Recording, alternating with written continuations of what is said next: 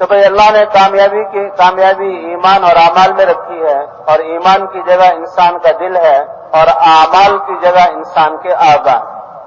اعمال میں سب سے قوت والا عمل، سب سے بڑا عمل نماز ہے۔ اللہ نے اس امت کو یہ نماز عطا فرمائی، اپنے حبیب صلی اللہ علیہ وسلم کو اپنے دربار میں بلایا، اور اللہ کو اسی امت سے اتنی محبت کہ 50 نمازیں شروع میں دی۔ یہ نمازی آدمی اپنے رب سے سرگوشی کرتا ہے، اور نماز ایمان مسلمان کا معراج ہے، اور نماز میں انسان اللہ کی طرف متوجہ ہوتا ہے، اللہ سے ملاقات کرتا ہے۔ تو 50 نمازیں عطا کی۔ وہ تو موسیٰ علیہ السلام راستے میں ملے اور بار بار حضور صلی اللہ علیہ وسلم سے عرض کیا کہ یہ قومیں میں نے ان کو آزمایا ہے، یہ امت بڑی کمزور ہے، کم کروائیں۔ ہر دفعہ 5 نمازیں کم ہوئی، حتیٰ کہ 5 نمازیں رہ گئیں، اور موسیٰ علیہ السلام نے تو پھر عرض کیا کہ اور کم کروا لیں۔ اللہ کے رسول نے کہا اب تو شرم آتی ہے کہ 5 نمازیں اللہ نے دی ہیں، اور کم کرواؤں، بس 5 نمازیں ٹھیک ہیں۔ حضور صلی اللہ علیہ وسلم 5 نمازوں کو لے کر آ رہے ہیں، اللہ کی طرف سے ندا آئی، اے محمد صلی اللہ علیہ وسلم، آپ کی امت 5 نمازیں پڑھیں گی تو میں ان کو 50 نمازوں کا ثواب عطا کروں گا۔ وَاسْتَعِينُوا بِالصَّبْرِ وَالصَّلَاةِ، اللہ نے اپنے قرآن میں کہا کہ تم اللہ کی مدد چاہتے ہو، اللہ کی مدد، جب اللہ مدد کرنے والا بن جائے تو تمہارا کوئی کام بگڑ نہیں سکتا۔ اللہ سے مدد لینے کا راستہ اس کے دین پر جمنا ہے، اللہ سے مدد لینے کا راستہ اس دین پر چلنے میں ناگواریاں آئیں اس پر صبر کرنا ہے، اور دین والوں کو جو تانے دی جائیں اس پر صبر کرنا ہے، اور اللہ سے مدد طلب کرنے کا سب سے قوی ذریعہ یہ نماز ہے۔ حضرت محمد صلی اللہ علیہ وسلم اذا حزبه امر فزع الى الصلاة، اپنی امت کو یہ تعلیم دی اور اپنا یہ عمل بتلایا کہ جب بھی حضور صلی اللہ علیہ وسلم کو کوئی اہم امر پیش آتا تو فوراً نماز کی طرف متوجہ ہوتے۔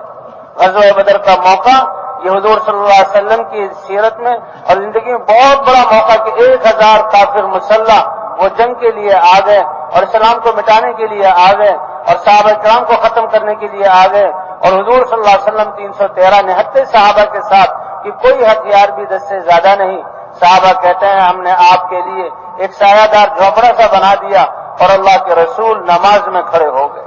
نماز پڑھ رہے ہیں اور رو رہے ہیں اور اللہ سے دعا کر رہے ہیں، اے اللہ یہ اگر میری یہ جماعت آج ختم ہو گئی تو پھر ان تہلک هذه العصابہ فلن تعبد على وجه الارض بعده ابدا، پھر تیری عبادت نہ ہو سکے گی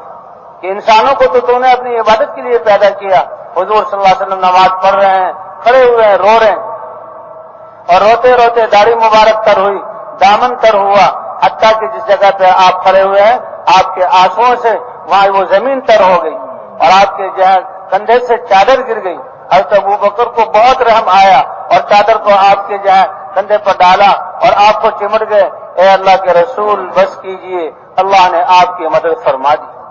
تو اللہ نے اعمال میں نماز بہت بڑا، اللہ قرآن میں کیا فرماتے ہیں، قد افلح المؤمنون الذين هم في صلاتهم خاشعون، یقیناً کامیاب ہو گئے وہ لوگ جو اپنے نماز میں خشوع اختیار کرنے والے، کہ دل اللہ کی طرف متوجہ ہو اور ان کے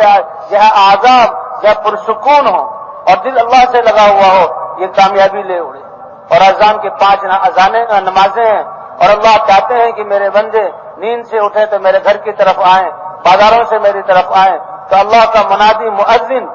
کتنے پیارے کلمات کہتا ہے، اللہ اکبر اللہ اکبر۔ اے مشرق اور مغرب اور شمال اور جنوب والوں، اے دنیا کے سارے انسانوں، بادشاہوں، کارخانوں والوں، اللہ کی ذات سب سے بڑی ذات ہے۔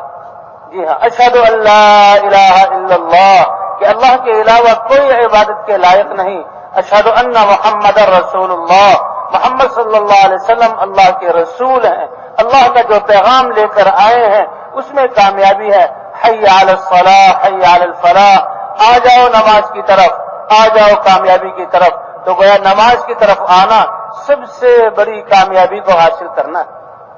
حضور صلی اللہ علیہ وسلم نے اپنے صحابہ کو اسی بات کی تربیت کی، اپنے صحابہ کی اسی بنیاد پر تربیت کی کہ جب بھی کوئی امر پیش آئے، معاملہ اللہ کے ہاتھ میں ہے، اللہ کی طرف متوجہ۔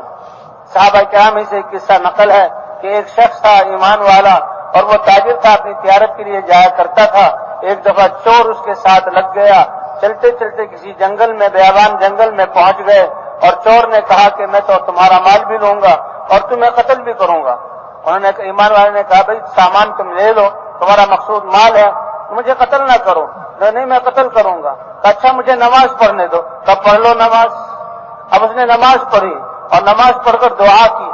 اور دعا میں چند کلمات، تو اللہ نے آسمانوں سے فرشتہ اتارا اور فرشتے نے اس چور کو جو ہے وہ نیزہ مار کر قتل کر دیا۔ فرمایا جب تم نے نماز پڑھی دعائیں مانگی تو آسمانوں میں فرشتوں میں کھلبلی مچی، اور میں نے اللہ سے اجازت چاہی کہ اے اللہ مجھے اجازت دے میں تیرے اس بندے کا جہاں کام کروں، اور میں نے آ کر اس کو ختم کیا۔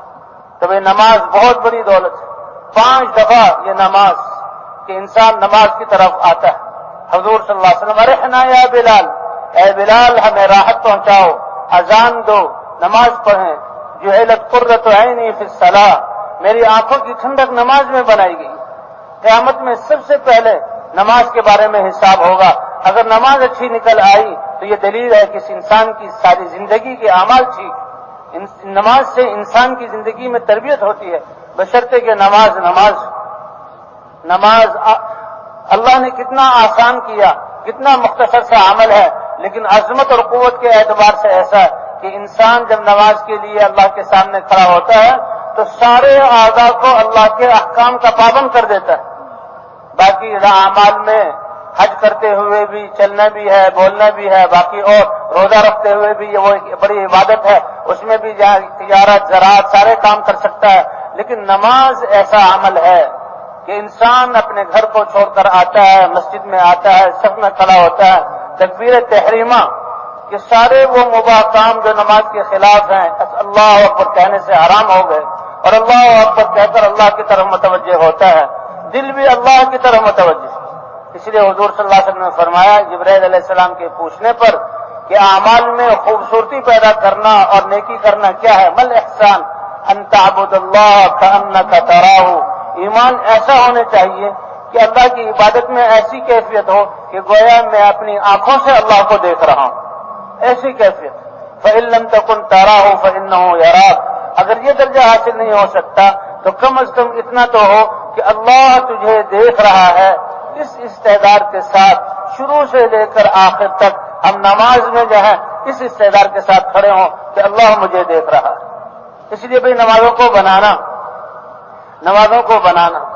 یہ نماز جو ہے اللہ نے ہمیں، اور دل بھی اللہ کی طرف متوجہ اور ہاتھ بھی اللہ کے حکم کے پابند، پاؤں بھی اللہ کے حکم کے پابند۔ جس نے اپنی نماز کو بنا لیا تو اللہ اس کی ساری زندگی کو بنا دیں گے۔ اب یہ آدمی جس نے نماز بنائی اور اپنے اعضاء کو اللہ کے حکم کا پابند کیا، اب یہ دکان میں جا کر تجارت میں اللہ کے حکم کی نافرمانی نہیں کر سکتا، اب یہ عدالت میں بیٹھ کر یہ اللہ کے حکم کی نافرمانی نہیں کر سکتا، یہ اپنے ذمہ میں جا کر اللہ کے احکام کو توڑ نہیں سکتا۔ یہ نماز انسان کی تربیت کے لیے، اسی لیے حدیث میں آتا ہے کہ نماز کو دیکھا جائے گا، اگر نماز صحیح ہوئی تو اس کی سارے اعمال ٹھیک نکلیں گے۔ اس لیے بھائی اپنی نمازوں کو بنانا، نمازوں کو اہتمام کرنا۔ اسی طرح اللہ نے کامیابی اللہ اپنے احکام میں رکھی ہے تو اللہ کے احکام کے مطابق اپنی زندگی کو بنانا۔ اسی لیے حدیث میں آتا ہے خیرکم من تعلم القرآن وعلمہ، کیونکہ اللہ کے احکام قرآن میں ہیں، اللہ نے اس میں احکام اتارے۔ تو اس تم میں سب سے بہترین اور اللہ کے ہاں سب سے زیادہ پسندیدہ وہ ہے جو قرآن کو سیکھے اور قرآن کو سکھائے۔ کہ قرآن اس کی سب سے بڑا علم ہے اور اس میں لگنا سب سے بڑی خیر کی چیز۔ خیرکم من تعلم القرآن وعلمہ، ہماری زندگی ساری اللہ کے احکام کے مطابق ہو اور حضرت محمد صلی اللہ علیہ وسلم کے طریقے کے مطابق۔ فرمایا فتنے ظاہر ہوں گے، صحابہ کرام نے پوچھا یا رسول اللہ ان فتنوں سے بچنے کا ذریعہ کیا ہے؟ کہا قرآن۔ کہا تمہارے دلوں کو زنگ لگ جاتا ہے، جیسے کہ لوہے کو پانی لگنے سے زنگ لگ جاتا ہے، تو زنگ تو لوہے کو کھا جاتا ہے، اور دل تو انسان کے جسم میں بڑی حساس چیز ہے، اس کو زنگ لگتا ہے۔ اس کی صفائی کی صورت کیا ہے؟ کہ موت کو یاد کرنا اور قرآن پاک کی تلاوت کرنا۔ اس لیے بھائی خود بھی قرآن پاک پڑھنے کا اہتمام، اور جو اس میں احکام علماء سے پوچھ کر اپنی زندگی کو ہر شعبے کو اللہ کے احکام کے مطابق جہاں کرنا، اور اپنے بچوں کو قرآن کی اور دین کی تعلیم دینا، اور دین کے ذریعے اپنے نسلوں اور اپنے بچوں کا رابطہ اللہ سے قائم کرنا، کہ اللہ سے خود کی قدرت سے فائدہ اٹھانے کا ذریعہ اللہ کے احکام ہیں، نماز ہے۔ سب سے بڑا احسان ماں باپ کا کہ بچوں کے یقین کو بنایا جائے اور ان کی زندگی کو اللہ کے احکام کے مطابق کیا جائے، اللہ کے احکام ان کو سکھائے جائے۔ اس لیے ہماری زندگیوں میں اللہ کے احکام، جی ہاں، کہ سب قیامت کے دن جب نفسا نفسی کا عالم ہوگا تو سب سے بڑا سفارشی یہ قرآن ہوگا۔ اللہ کے دربار میں اے اللہ اپنی تلاوت کرنے والے کی سفارش کرے گا۔ اسی طرح ہمارے دل اللہ کی یاد سے جہاں غافل نہ ہو، ہر وقت مسلمان اللہ میرا خالق اور مالک اور رب اور معبود ہے، اللہ مجھے دیکھ رہا ہے، اللہ میرے ساتھ اور اللہ میری بات کو سن رہا ہے۔ تو اس کے ساتھ ساتھ اللہ نے ہمیں یہ دین بھی دیا اور حضرت محمد صلی اللہ علیہ وسلم کی ختم نبوت کی وجہ سے اس دین کی محنت بھی دی۔ جیسے شروع سے عرض کیا کہ دین کو پہنچانے کے لیے اللہ نے نبی بھیجے، نبیوں کی محنت سے ہدایت اتری، 1,24,000 انبیاء کرام آئے اور سب سے آخر میں سارے نبیوں کے سردار حضرت محمد صلی اللہ علیہ وسلم کو اللہ نے بھیجا۔ آپ نبیوں کے سردار ہیں، آپ پر نبوت کا دروازہ بند کر دیا گیا، مہر لگا دیجیے، اب آپ کے بعد کوئی نبی نہیں آئے گا۔ آپ نبیوں کے سردار ہیں، آپ کو سارے انسانوں کے لیے رسول اور نبی بنا کر بھیجا۔ وما ارسلناک الا کافۃ للناس بشیرا ونذیرا، سارے انسانوں کے لیے، اور وہ دین دے کر بھیجا کہ سارے انسانوں کی کامیابی اب آپ کے دین میں ہے۔ حتیٰ کہ ایک روایت میں آتا ہے کہ اگر موسیٰ علیہ السلام اور عیسیٰ علیہ السلام بھی میرے بعد آ جائیں، میرے زمانہ رسالت میں آ جائیں، تو ان کی نجات بھی میرے طریقے پر چلنے میں ہوگی۔ لما وسعہما الا اتباعی، میرے طریقے پر چلنے میں۔ حضرت عیسیٰ علیہ السلام تشریف لائیں گے اور حضرت محمد صلی اللہ علیہ وسلم کی شریعت پر چلیں گے، اور آپ صلی اللہ علیہ وسلم کی بقا، آپ صلی اللہ علیہ وسلم کا اپنی امت میں رہنا، یہ 23 سال کا عرصہ۔ آپ کی مبارک محنت ایسی اور ایسی عظمت والی کہ 23 سال میں اللہ نے اپنا دین مکمل کر دیا، اور آپ صلی اللہ علیہ وسلم نے محنت کر کے یہ دین امت تک پہنچا دیا اور صحابہ کرام کو دے دیا، اور صرف دیا ہی نہیں بلکہ 1,24,000 صحابہ تو وہ ہیں جو حجۃ الوداع کے موقع پر آپ کے سامنے ہیں، منا، عرفات اور مزدلفہ میں ایک جماعت تیار کر دی کہ جو جماعت اس دین کے پیغام کو پہنچانے والی ہو۔ آپ صلی اللہ علیہ وسلم کے ختم نبوت کی وجہ سے یہ ذمہ داری ساری انسانیت کی رہبری، ہر نبی اپنی قوم کو دعوت دے رہا ہے، ان کے لیے محنت کر رہا ہے۔ آپ صلی اللہ علیہ وسلم سارے انسانوں کے نبی، تو آپ صلی اللہ علیہ وسلم محنت لے کر آئے سارے انسانوں کے لیے۔ اس لیے حضور صلی اللہ علیہ وسلم نے اپنی محنت کے پہلے دن سے امت کو اپنے ساتھ شریک کیا۔ آپ کے ختم نبوت کی وجہ سے اللہ نے آپ کی امت کو، ہر کلمہ گو کو، ہر مرد اور عورت کو آپ صلی اللہ علیہ وسلم کی محنت سے اللہ نے جو ہے محنت سے سرفراز کیا۔ آپ کی محنت سارے نبیوں کی محنت کی سردار، کہ سارے انسانوں کو آپ کی دعوت، آپ کا دین سارے انسانوں کے لیے۔ اور آپ صلی اللہ علیہ وسلم نے شروع دن سے جو بھی کلمہ پڑھتا تھا، چاہے عورت ہو، چاہے مرد ہو، چاہے آزاد ہو، چاہے غلام ہو، بڑا ہو یا چھوٹا ہو، بچہ ہو، وہ دعوت کے کام میں لگتا تھا۔ احکام تو بعد میں اترے، لیکن یہ امت دعوت میں آپ صلی اللہ علیہ وسلم کے ساتھ پہلے دن سے شریک ہے۔ سب سے پہلے تو حضرت خدیجہ رضی اللہ تعالیٰ عنہا، آپ کی بیوی، سیرت کی کتابوں میں آتا ہے سب سے پہلے آپ کو تسلی دینے والی، آپ کی ہمت بلند کرنے والی اور آپ کا ساتھ دینے والی اور اپنا مال آپ پر لگانے والی اور دعوت میں آپ کے ساتھ شریک وہ حضرت خدیجہ رضی اللہ تعالیٰ عنہا ہے۔ اے اللہ کے رسول، آپ مجھے دعوت دے رہے ہیں، میں سب سے پہلے آپ کی دعوت کو قبول کر رہی ہوں۔ اور خدیجہ نے دعوت دینا شروع کی اور اپنا مال لگانا شروع کیا، اپنے محنت دعوت دے رہی ہیں، مال لگا رہی ہیں، حتیٰ کہ ایک دن وہ نوبت آئی کہ گھر مال سے خالی ہو گیا اور مال و اسباب کچھ بھی نہیں رہے۔ اپنے مال کو اللہ کے دین کے لیے بے حیثیت کر دیا۔ جبرائیل علیہ السلام آئے اور حضور صلی اللہ علیہ وسلم سے عرض کیا، اے اللہ کے رسول، آپ کے رب اللہ تعالی آپ کی اس بیوی کو سلام کہہ رہے ہیں۔ حضرت خدیجہ رضی اللہ تعالیٰ عنہ کو سلام آیا، تو امت کو شروع سے آپ صلی اللہ علیہ وسلم نے ساتھ لیا، ہر ایک دعوت دے رہا ہے، اپنا جان اور مال لگا رہا ہے، حتیٰ کہ اب 23 سال کے عرصے میں اللہ کا دین الیوم اکملت لکم دینکم واتممت علیکم نعمتی ورضیت لکم الاسلام دینا، یہ کتنی بڑی آیت ہے اور کتنا بڑا اللہ کا احسان ہے اے انسانوں تم اپنی زندگی گزارنے کے لیے کوئی قانون، کوئی ضابطہ، کوئی مرتب زندگی چاہتے ہو، اللہ کہہ رہے میں نے اپنے علم کامل سے تمہارے لیے طریقہ زندگی کو کامل کر دیا ذات کے اعتبار سے، اس میں کوئی کمی نہیں۔ وَأَتْمَمْتُ عَلَيْكُمْ نِعْمَتِي، اپنی نعمت اور احسان کو پورا کر دیا۔ کیفیات کے اعتبار سے بھی دین کا ایک ایک عمل بہت عظمت والا ہے۔ وَرَضِيتُ لَكُمُ الْإِسْلَامَ دِينًا، اور دیکھو یہ دین اسلام جو میں نے نبی کے ذریعے تم تک پہنچایا ہے، یہ میں نے تمہارے لیے پسند کیا۔ اللہ اکبر، اللہ کی پسند کتنی بڑی بات ہے، اور یہ امت کتنی بڑی سعادت والی ہے۔ اللہ نے ان کو کیسا دین عطا فرمایا، لیکن دین کے ساتھ ساتھ اللہ نے اس امت کو ختم نبوت کی وجہ سے دین کی محنت بھی دی، کہ جیسے انبیاء اللہ کے پیغام کو لے کر جا رہے ہیں اور اپنے دائرہ نبوت میں اور اپنی قوموں میں دین کی محنت کر رہے ہیں، اسی طرح اللہ نے حضرت محمد صلی اللہ علیہ وسلم کو دین کی محنت دی، اور آپ کی ختم نبوت کی وجہ سے آپ کی امت کو اللہ نے دین بھی دیا اور دین کی محنت بھی دی۔ اور حکم فرمایا اللہ نے اپنے نبی کو، اے پیارے نبی آپ کہہ دیجئے کہ میری زندگی کا راستہ ہذہ سبیلی، میرا مقصد اور وہ سارا عام جس پر چل کر اللہ تک پہنچوں وہ کیا ہے؟ ادعو الی اللہ، اللہ کی طرف بلاتا ہوں۔ علماء فرماتے ہیں اللہ کی طرف بلانے میں اللہ کی پہچان کروانا، اللہ کی بڑائی کو بیان کرنا، اللہ کی وحدانیت کو بتلانا، اللہ کی صفات کو، یہ ساری باتیں اس دعوت میں داخل ہیں۔ ادعو الی اللہ علی بصیرۃ، سمجھ بوجھ اور یقین کے ساتھ کہ لوگوں لا الہ الا اللہ، اس کے علاوہ کوئی عبادت کے لائق نہیں، میں اس کی دعوت دیتا ہوں، یہ میری زندگی کا مقصد ہے۔ ومن اتبعنی، اے من قال لا الہ الا اللہ محمد الرسول اللہ، کہ جس نے لا الہ الا اللہ محمد الرسول اللہ کہہ دیا، اس کی زندگی کا راستہ بھی یہی اللہ کی طرف بلانا ہے۔ تو یہ کتنا بڑا اعزاز، اس لیے حضور صلی اللہ علیہ وسلم نے اپنی امت کو پہلے دن سے دعوت میں ساتھ لیا، حالانکہ ابھی تو ایمان کا کلمہ ہی اترا ہے، ابھی تو ایمان ہی اترا، اعمال نہیں اترے، لیکن امت ہر مرد اور عورت اپنی ساری صلاحیتیں اس دعوت دینے میں لگا رہا۔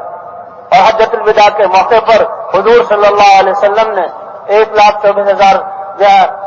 صحابہ کا مجمع ہے اور کئی میلوں میں پھیلا ہوا ہے، حضور خطبہ دے رہے ہیں، بیچ میں کوئی واسطہ اور ترجمان نہیں ہے، اور براہ راست آپ کا یہ معجزہ کہ آپ کی آواز سارے صحابہ کو پہنچ رہی ہے، اور آپ نے فرمایا الا هل بلغت، بتاؤ کان کھول کر سن لو، کیا میں نے اللہ کا پیغام اچھی طرح پہنچا نہیں دیا؟ سارے صحابہ نے ایک زبان میں کہا بلا یا رسول اللہ، کیوں نہیں اے اللہ کے رسول، بلغت الرسالہ وادیت الامانہ وجاہدت فی اللہ حق جہادہ، اللہ کا پیغام اچھی طرح پہنچا دیا، اور یہ دین کی امانت جو امت کے لیے ملی تھی وہ پوری طرح آپ نے ادا کر دی، اور جیسے محنت کرنے کا حق تھا آپ نے وہ حق ادا کر دیا۔ اللہ کے رسول نے آسمان کی طرف اشارہ کر کے 3 دفعہ فرمایا اللہم فاشہد، اے اللہ آپ گواہ رہیے، آپ کے یہ بندے آپ کے نبی کے بارے میں گواہی دے رہے ہیں کہ تیرے نبی حبیب نے تیرا پیغام پہنچا دیا۔ اور پھر انہیں خطبات میں آپ نے فرمایا الا فلیبلغ الشاہد الغائب، کہ تم میں سے جس کو جتنی دین کی بات ملی ہے اس کو غائبین تک پہنچا دو، کیونکہ صرف کلمہ آتا ہے، کلمہ پہنچا دیا، جس نے ایک دفعہ بھی اخلاص کے ساتھ کلمہ پڑھ لیا وہ جہنم سے بچ جائے گا، جہنم سے بچ جائے گا، ہمیشہ کی جہنم کے عذاب سے بچ جائے گا۔ اسی لیے اللہ کا رسول بلغوا عنی ولو آیا، ایک آیت بھی معلوم ہے اس کو دوسرے تک پہنچاؤ، پہنچانے کی ذمہ داری ہر فرد پر ہے، صرف علماء تو ماشاءاللہ اس امت کے یہ تو ورثۃ الانبیاء ہیں، ان کے ذمے تو سارے شعبوں کے بارے میں سوچنا ہے، لیکن ہر ایمان والے پر فرض ہے کہ جو اللہ کے رسول کی طرف سے پہنچتا جائے خود اس پر عمل کرتے ہوئے دوسروں تک پہنچاتا جائے۔ الدال علی الخیر کفاعلہ، اس پہنچانے کی برکت سے اللہ نے آخرت کی کمائی کا اتنا بڑا ذریعہ دیا کہ جو دین کی بات کی طرف کو بتلانے والا اس کو جہاں جتنے عمل کریں گے ان سب کے برابر اجر ملے گا۔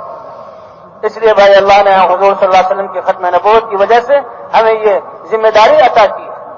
وجاہدوا فی اللہ حق جہادہ هو اجتباکم، تم دین کے لیے محنت کرو جیسی محنت کرنے کا حق ہے، کیونکہ اس کے لیے اللہ نے تمہیں چنا۔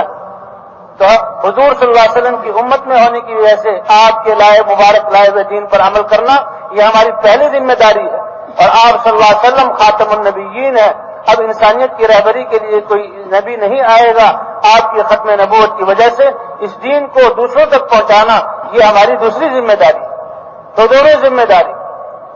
اللہ کی یہ کرم ہے کہ جو چیز جتنی زیادہ ضروری ہو اللہ نے اپنی قدرت سے اس کو اتنا عام اور سار الوجود اور سار الوصول کیا۔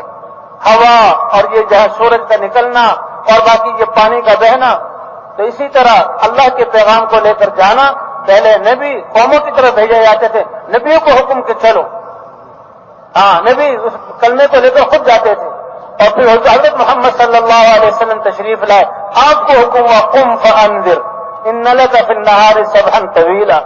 جب دعوت کا حکم ملا، اے خدیجہ بستر لپیٹ دو، اب محمد صلی اللہ علیہ وسلم کے لیے آرام نہیں ہے۔ مکہ میں سارے دن گشت کیا کرتے تھے اور راتوں کو پھر اٹھ کر اللہ سے دعا کیا کرتے تھے، اللہ سے مانگا کرتے تھے، اور صحابہ کرام کو نفر دین کو لے کر چلنا، حرکت کرنا یہ بہت ضروری، اسی لیے انفروا خفافا وثقالا،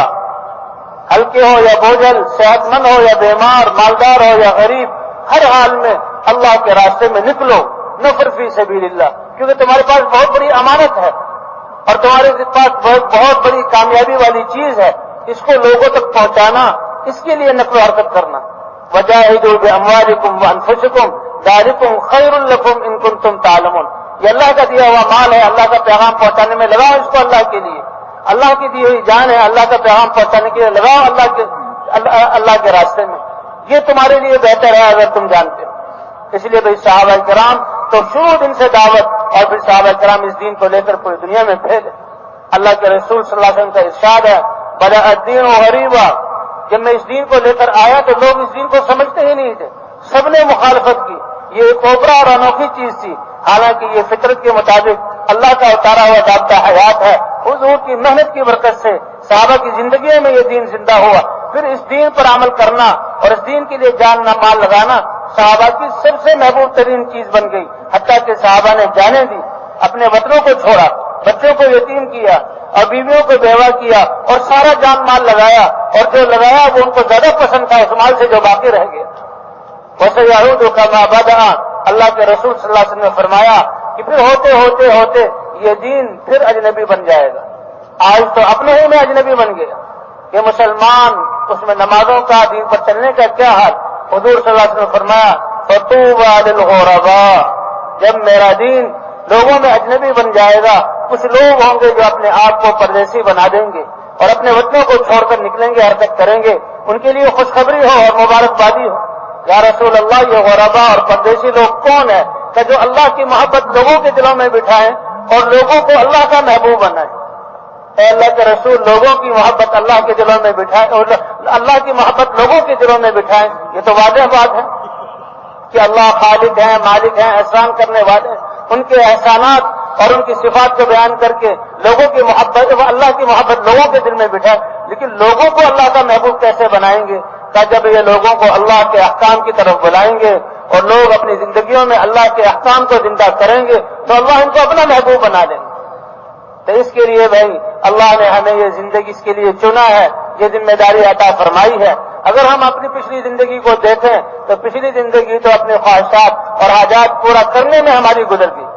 اور اصل زندگی تو وہ ہے جو ہماری گزر گئی۔ آئندہ کی زندگی کا کوئی بھروسہ نہیں، لیکن اللہ کی ذات بڑی کریم ہے کہ جب انسان نافرمانی کرے، کوتاہی ہو جائے، نادم بن کر اللہ سے توبہ کرے اور معافی مانگ لے، اللہ سارے گناہوں کو معاف فرما دیتے ہیں۔ اور آئندہ کے لیے ہم عزم کر لیں، انسان جس چیز کا عزم کر لے، نیت کر لے، انما الاعمال بالنیات، کہ اللہ کا معاملہ نیات کے ساتھ ہے اور اعمال کا دار و مدار نیت پر ہے، جیسی نیت ہوگی ویسے ہی عمل کا اجر ہوگا۔ تو بقیہ زندگی ہم یہ فیصلہ کر لیں کہ انشاءاللہ دین پر چلنا اور دین کی محنت کرنا اور دین کو لے کر پوری دنیا کے انسانوں تک جانا، یہ ہماری زندگی کا مقصد ہے۔ اگر ہم نے یہ نیت کر لی تو اللہ کی رحمت والی نظر ہم پر متوجہ ہو جائے گی اور ہماری زندگی کا حساب پھر اسی مقصد کے بقدر ہوگا۔ جیسے جتنا اونچا مقصد اتنا ہی اونچا اس کے جو ہے اس کی محنت کا اجر اور ثواب ہے۔ تو اس لیے گزارش ہے کہ پچھلی زندگی سے توبہ اور آئندہ کی زندگی میں کریں عزم کہ انشاءاللہ اب اللہ کے دین کو لے کر پوری دنیا میں جانا ہے۔ تو اس کے لیے تیار ہیں سارے ساتھی؟